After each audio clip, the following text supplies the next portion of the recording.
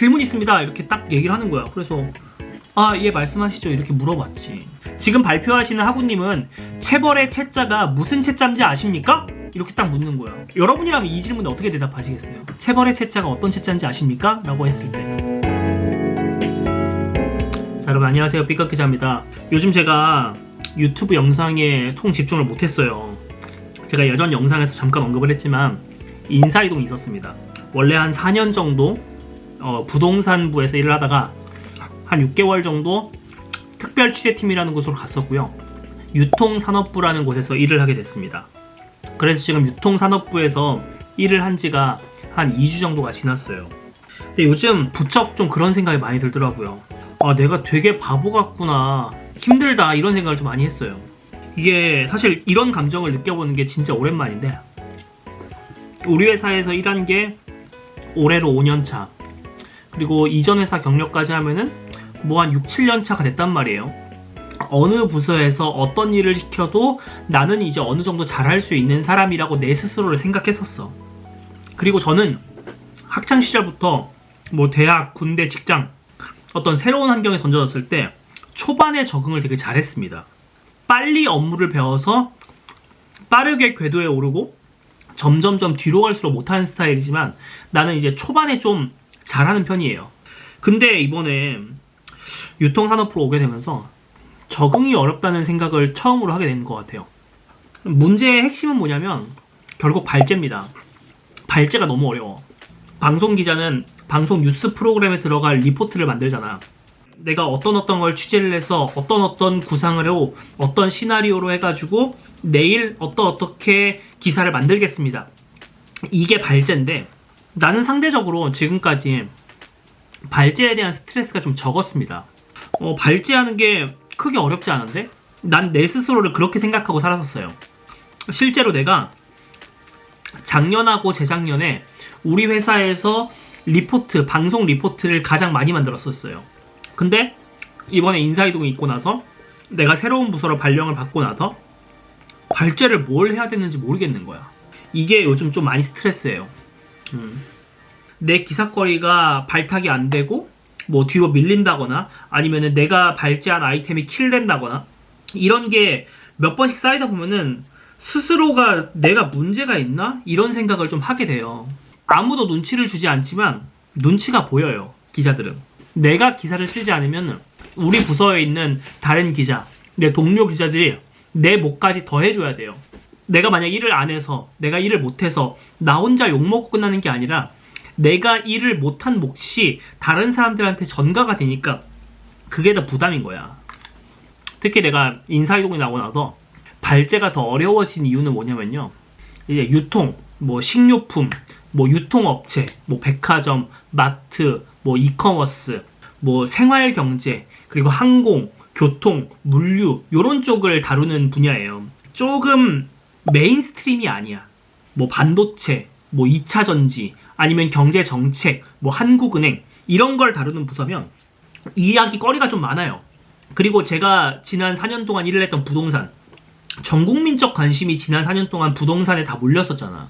기사만 써도 막 댓글이 막 수십 수백 개씩 막 달리고 그랬어. 워낙 부동산에 대한 이슈가 많고 사람들의 관심이 많다 보니까 크게 펀치를 붕붕 날려도 얻어 걸리는 게 있었던 거야. 근데 지금은 유통산업부에서 다루는 얘기들이 우리 경제의 어떤 핵심 동력을 이끌어가는 막 그런 게 아니란 말이야. 그러다 보니까 명확한 타격 지점을 잡고 거기에 대해서 날카로운 잽을 날려야 되는데 내가 지금 이런 거를 잘 못하는 상황 같아. 내가 아직까지 퍼포먼스를 잘 못 내고 있는 이런 상황에 놓이다 보니까 내가 과거에 했던 행동들이나 얘기들이 잘못됐구나는 생각도 많이 했어요. 난 그렇게 사회성이 좋지 못해요. 뭐 누군가 이렇게 다 복그려 준다거나 누구한테 이렇게 용기를 북돋아 준다거나 아, 잘할 수 있어, 힘내자, 뭐 아유 많이 힘들지, 나 이런 거 잘 못합니다. 그래서 사람들이 사실 회사에서 날 별로 그렇게 찾지 않아. 근데 어쩌다 한 번씩 내가 이제 뭐 지나가는 후배들한테 뭐 잘 지내니? 요즘 뭐 문제 없어? 라고 물어봤을 때 선배 저 힘들어요, 선배 저 발제가 힘들어요, 이렇게 상담 아닌 상담을 요구했던 적들이 어쩌다 한 번씩 있었어요.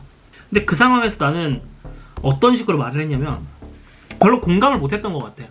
발제가 왜 어려워? 세상 기사 쓰기 얼마 많은데 그런 식으로 쓰지 말고 이렇게 써봐. 뭐 늦은 시간까지 퇴근하지 말고 기사거리 찾아봐. 솔직히 업무 배우려면 그렇게 해야지. 약간 이런 식으로 솔루션을 그런 식으로 주려고 했던 것 같아요. 근데 내가 지금 이 상황에 처해 보니까 그게 잘못됐더라고. 기사거리를 안 찾고 싶은 기자가 어딨어. 내가 놀면은 내 옆에 있는 기자, 뭐 내 옆에 있는 선배 후배가 내 목까지 챙겨줘야 되는데 그거를 쌩까고 그냥 나태하게라고 놀려는 기자들이 어딨겠어요. 근데 이게 안 될 때가 있더라고. 아무리 서칭하고 내가 과거에 쌓아왔던 취재 노하우와 취재 스킬들을 아무리 동원해도 안 되는 때가 있더라고요.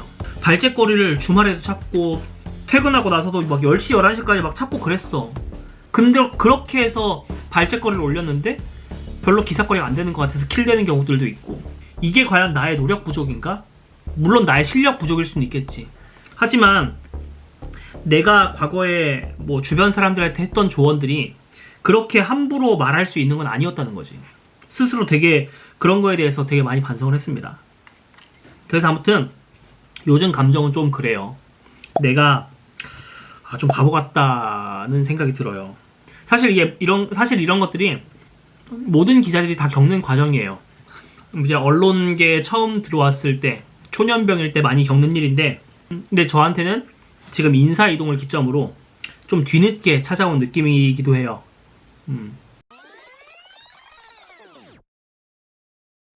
근데 너무 우울한 얘기만 했는데요. 제가 갑자기 지금 좀 떠오른 얘기가 있어요. 이제 바보 같다라는 말을 계속 하다 보니까 지금 떠오른 에피소드인데 제 개인적으로 좀 레전설 에피소드입니다.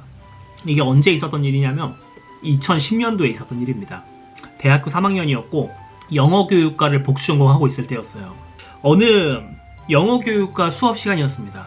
근데 그때 교육계에 어떤 이슈가 있었냐면은 경기도 내 학교에서는 더 이상 체벌을 할 수 없도록 규정을 만든 거였어요. 어떤 이유에서든지 교사는 학생을 때리지 못한다는 그런 규정이 만들어진 거였어. 경기도 내에서. 그래서 어느 영어 교육과 수업에서 갑자기 토론을 시키는 거야. 이제 그룹으로 조를 짜가지고 그 체벌에 대한 찬반을 토론을 해서 발표하라고 했었어요. 이제 저희 조에서는 이제 저를 비롯해서 이렇게 몇 명이서 같이 토론을 했는데 의견이 뭐였어요? 체벌은 필요하다. 학생들이 안 때리면 말을 듣겠냐. 만약 체벌이 금지가 된다면 뭐 반성문을 쓰게 한다거나 말로라도 막 강한 말을 한다거나 욕을 한다거나 이런 식으로 의견을 모았어요. 그러면서 이제 제가 그 의견을 앞에 나가서 얘기를 할 대표가 된 거지, 우리 그룹에서. 근데 그 수업에서 강사님이 좀 어땠냐면 한국어보다 영어가 편한 사람이었어. 그래서 실제로 수업도 영어로 수업을 했었고 한국말을 잘 못했어요. 한국말 쓰는 것도 잘 못했고. 그러면서 이제 강사님이 여기다 이제 칠판이 뭐 이런 식으로 있으면은 여기다가 대문짝만하게 체벌 이런 식으로 했어요. 그러면서 밑에다가 뭐 퍼니시먼트 이런 식으로 썼지. 이제 순서대로 이렇게 발표를 하는데 대부분이 체벌은 필요하지 않다. 체벌 폐지는 당연한 거다. 약간 이런 식으로 중론이 흘러가고 있었는데 유독 우리 조만 체벌을 해야 됩니다. 체벌을 못하면 뭐 말이든 아니면 반성문을 쓰든 애들을 괴롭혀야 됩니다. 이런 식으로 말을 하니까 사람들이 좀 놀랬던 것 같아. 갑자기 대뜸 이제 거기 앉아있는 다른 영어교육 학생이 갑자기 이렇게 딱 손을 드는 거야. 딱 질문 있습니다. 이렇게 딱 얘기를 하는 거야. 그래서 내가 이렇게 앞에 이렇게 강단에 서가지고 예 말씀하시죠 이렇게 물어봤지. 그러면서 이제 그 손을 든 그 영어교육 학생이 나한테 뭐라고 물었냐면 지금 발표하시는 하구님은 체벌의 체자가 무슨 체자인지 아십니까? 이렇게 딱 묻는 거야. 여러분이라면 이 질문에 어떻게 대답하시겠어요? 체벌의 체자가 어떤 체자인지 아십니까? 라고 했을 때. 근데 지금 생각해보면 그런 것 같아. 뭐 몸 체자겠죠. 약간 체벌이니까 몸 체자겠죠. 약간 이런 식으로 대답하기를 원했겠지 그 사람은. 근데 내가 그때 뭐라고 대답했냐면 네 알죠. 이요 이렇게 얘기를 했어. 본인은 이제 체벌의 체자가 뭔지 아십니까? 라고 했을 때 몸 체자죠 라고 대답이 나올 줄 알았는데 내가 갑자기 이가 아니라 이 체자를 그 얘기를 하니까 갑자기 그 사람이 되게 당황한 거야. 그러면서 이제 그 사람이 놀래가지고 그게 아니라 이렇게 딱 하는 거야. 나는 그냥 뭐 왜 놀래지? 이런 생각을 하고 있는데 갑자기 교수님 얼굴이 시뻘개지는 거야. 그러면서 교수님이 갑자기 여기 써놨던 체벌을 막 손으로 쓱쓱쓱 지워.